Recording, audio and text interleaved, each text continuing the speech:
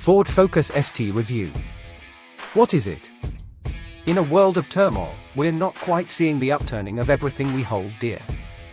One of the great constants is holding steadfast. The Ford hot hatch. Quick, usable, fun. Just maybe not priced as keenly as once upon a time. The 2.3-liter turbo engine Focus range topper has been revised for 2022 with a new nose, spot the badge in the middle of the grille instead of on the leading edge of the front bumper, and a revised interior. We'll come back to that later. But very little has changed on the driving front. You still get a meaty 276 brake horsepower and 310 pounds-feet of torque to lean on. You want the standard 6-speed manual gearbox, not the 7-speed auto option. It doesn't look overly special. The ST is, if you avoid the mean green paint, orange is no longer an option, actually rather subtle. It's barely different from a regular 1-liter Focus ST line. The optional 19-inch wheels do help, and the lowered suspension too. But really the new Focus's panels are too billowy for the road-sucking stance and torque purpose we want in a hot hatch.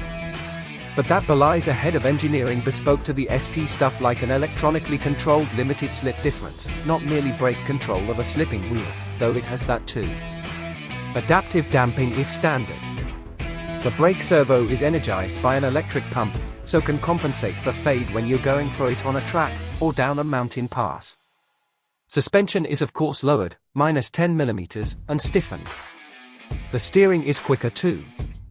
What do I get to play with? No sporty car these days can have any self-respect without a mode button, and here it's mounted on the steering wheel. Choices: slippery, wet, normal, sport, and track. It affects the usual stuff: throttle map, ESP threshold, sound enhancement. Add the performance pack and this unlocks more damper bandwidth too.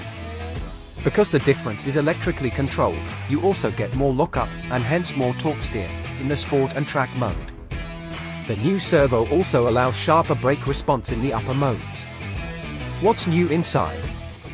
Well, Ford's looked at VW's idiotic decision to bin all the buttons and hide every function in a touchscreen and thought, wow, what a complete disaster from a once sensible brand. Let's copy all of it.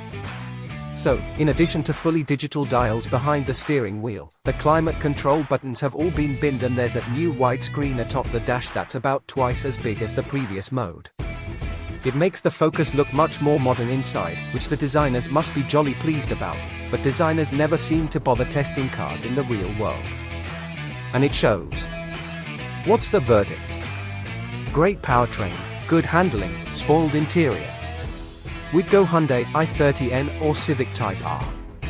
Got plenty going for it, the Focus ST: loads of pace, loads of space, a soulful engine, pleasing manual gearbox and gameful chassis.